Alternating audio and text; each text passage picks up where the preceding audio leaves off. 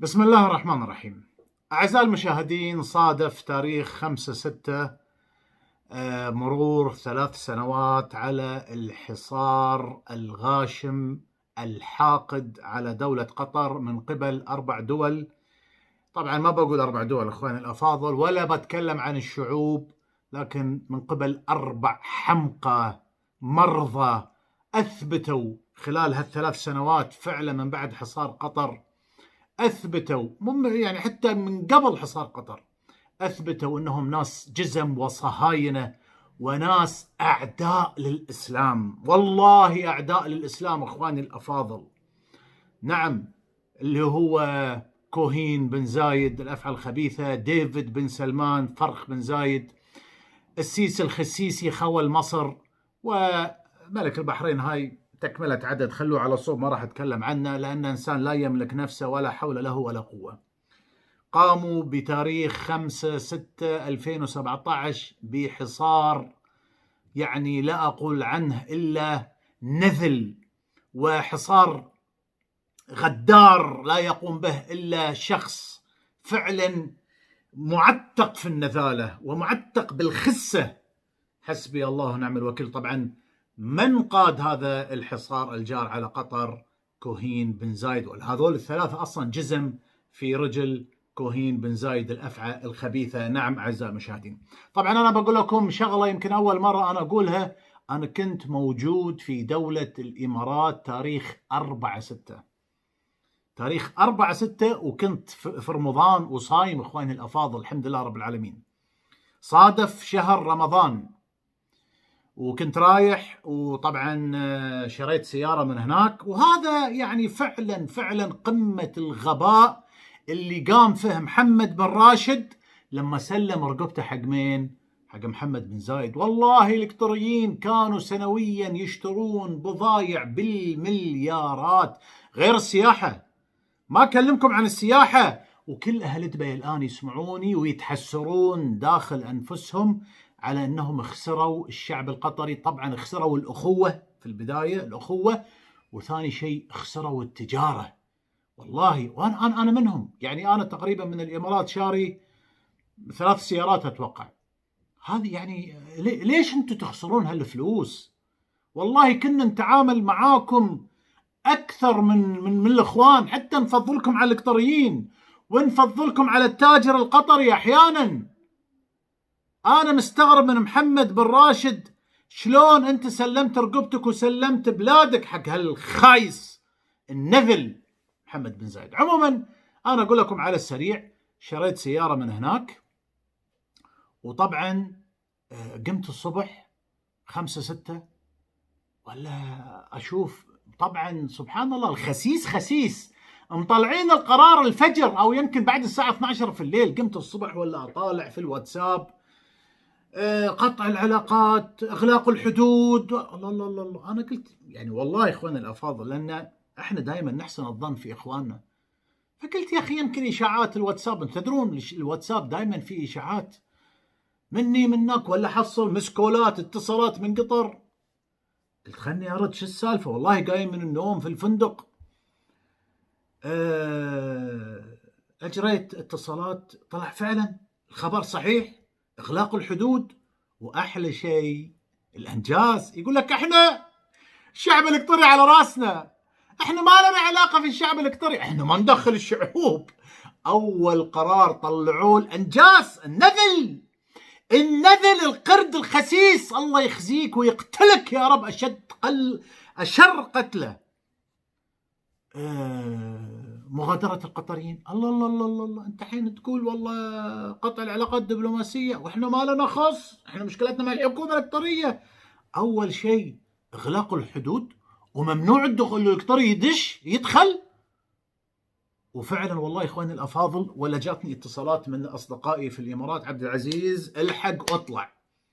انا اقول لكم والله الشعب الاماراتي شعب اصيل وطيب، وانا معاشره قلت لكم زرت الامارات آلاف المرات. عبد العزيز الحق اطلع. زين انا قاعد افكر عندي سياره وما ادري ايش، والله سريع راحوا الاخوان، لان انا كنت مسجل السياره باسم واحد من الاصدقاء، وبسرعه راحوا سووا لي توكيل وقالوا لي اطلع عبد العزيز روح، ترى اخاف، يعني خايفين علي مساكين، اطلع لا تصير لك مصيبه، تصير لك مشكله. يعرفون ان هذا مجرم، لا يكونوا مفكرين ان الشعب الامارات ما يعرف ان هذا الكلب الخسيس كوهين بن زايد ما يعرفون انه مجرم. يعرفون اذا حابس عيال بلاده، حابس حريم، يتحرش بالحريم، عبد العزيز الحق اطلع. ويعرفون ان انا انسان اعلامي يعني.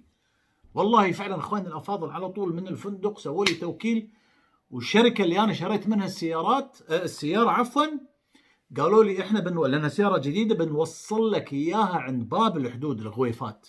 وجزاهم الله خير عطوني ايضا سياره. شوفوا شلون، يعني اقول لكم والله اهل الامارات اهل اصل وفصل ونخوه وشرف. عطوني سياره اسوقها، قالوا لي هاي لا سياره جديده لا تمشي فيها 450 كيلو، احنا بنجيبها لك على سطحه، شيء يسمونه سطحه، يركبون السياره فوق. وصلوها لي اخواني الافاضل لباب الحدود. ورحت انا وسكت السياره اللي معطيني اياها، وايضا وصلت لباب الحدود. وكلي خوف ان المملكه العربيه السعوديه ما يدخلوني، قالوا ممنوع القطرين يدخلون. والحدود اللي ما بين ابو ظبي، يعني عشان اوصل قطر لابد اني انا اطلع من ابو ظبي وادخل السعوديه وامشي في السعوديه تقريبا 120 كيلو وبعدين ادخل قطر. فانا قلت والله اخاف اصير مثل دريد دحام فيلم الحدود، بشير بين الحدود لا يدخلوني الاماراتيين ولا يدخلوني السعوديين. وبعدين يجيك يقول لك الكلب النذل احنا ما لنا علاقه في الشعب القطري. الشعب القطري على راسنا، كذابين. انا اكلمكم، انا ما حد، هذا الموضوع صار لي انا. حسبي الله ونعم الوكيل. عموما اخواننا الافاضل، وصلت السياره، كان في واحد من اخواننا الباكستانيين يسوق السياره، طبعا بطيء، وتميت فتره طويله يمكن حول 6 ساعات لما وصلت الحدود. وصلت وجي هذا الرجال الباكستاني نزل لي السياره الجديده على اساس خلاص اني انا اسوقها واكمل لقطر. وسلمته السياره اللي جزاهم الله خير اهلنا في الامارات اعطوني اياها اسوقها، لاجل انه يركبها على السطحه ويرجعها مره ثانيه الى شركه السيارات. في هاللحظه فعلا عرفت ان احنا والله هذا شيء اسمه مجلس التعاون واهل الخليج، واحنا اهل. في هاللحظه اكتشفت ان احنا ناس لا نسوى شيء عند بعض. الباكستاني اللي سايس صاحب السطحه، اقول له اكلمه طبعا احنا لابد والعياذ بالله، للاسف هذا شيء غلط ان احنا نكسر شوي في لسانه.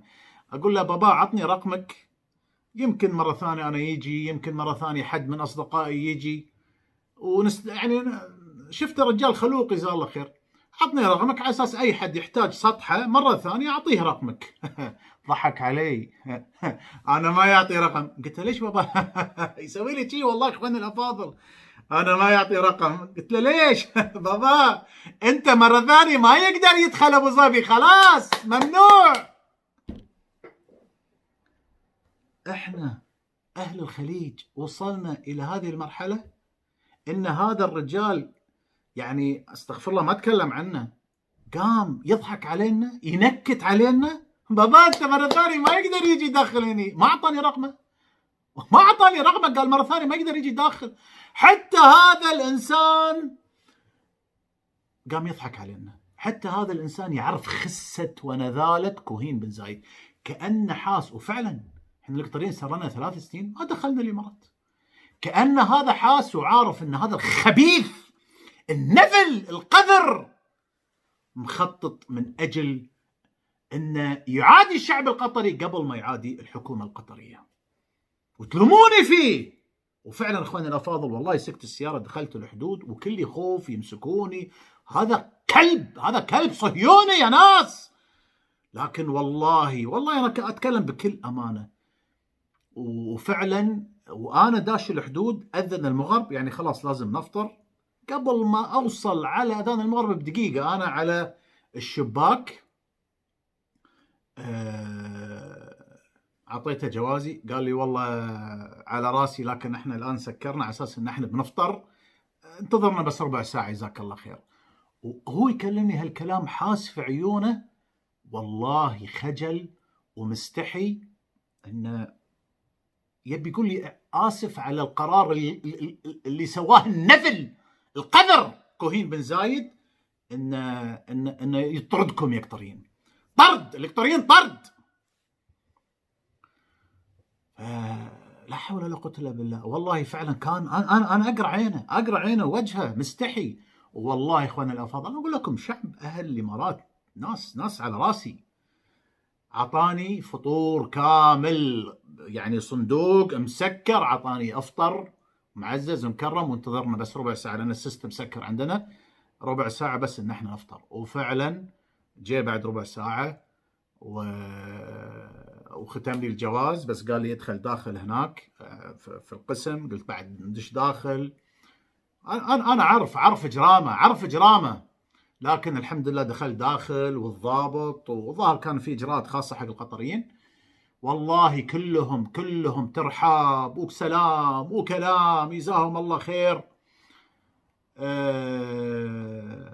واختموا لي الجواز، ويبوه يعني خاطر يقول لي احنا نتأسف لك يا أخونا القطري ان عندنا واحد كلب حقير اسمه محمد بن زايد كوهين الخايس المعفن يحكمنا. عبالكم احنا ما نعرف، ما قعدنا مع اهل الامارات، قعدت مع شيوخ، قعدت مع ناس كلهم يشتكون من نذالته الكلب الشرير. عموما الحمد لله رب العالمين طلعت ودخلت المملكة واختموا لي الجوازات ورحت، والحمد لله كملت بفضل الله الحمد لله دخلت قطر. هني حسيت بالأمان، لأن والله فعلا للأسف احنا العرب والمسلمين كلنا لما ندخل حدود أي بلد نحس انه ممكن في اي لحظه يركبون لنا مصيبه، وخاصه هذا كوهين بن زايد. يا ما القى القبض على ناس في الامارات، يا ما القى القبض على ناس في الجوازات، يا ما القى القبض على ناس في المطارات. وايضا النجس محمد بن سلمان ديفيد، كم واحد القى القبض عليه في الحج؟ واحد رايح بيت الله الحرام اللي من دخله امن في الحج القوا القبض عليه. وفي النهايه يجيك النذل يقول لك والله احنا ما لنا خص بالقطريين. لو ما لك خص بالقطريين ما طردتنا، ما قلتوا لنا يلا طلعوا. الله ينتقم منكم يا رب. وفي النهايه يقول لك والله احنا ما لنا نخص في القطريين. لا، واحلى شيء قانون التعاطف. انا ان شاء الله يعني اسمحوا لي 12 دقيقه، قصه طويله، هذا بس هروبي من ابو ظبي، هذا موضوع. فاسمحوا لي اني انا اكلمكم عن حصار قطر ان شاء الله في حلقه ثانيه، يمكن ما تكون بكره عقب باكر على اساس ما يكون في تكرار اخواني الافاضل. لكن هذه القصه صارت لي انا شخصيا، لجل اللي انا اثبت لكم كذبهم الكلاب. انا اخواني والله اكلمكم لاني مقهور. تدرون ليش؟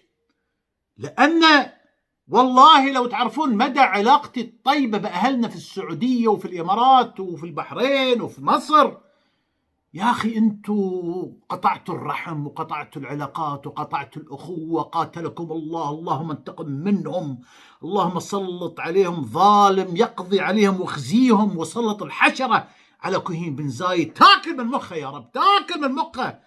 حسبي الله ونعم الوكيل. إخواننا الأفاضل، من 1982 أنا شخصيا أزور الإمارات، أعرف مئات الإماراتيين، آلاف المرات زرت الإمارات.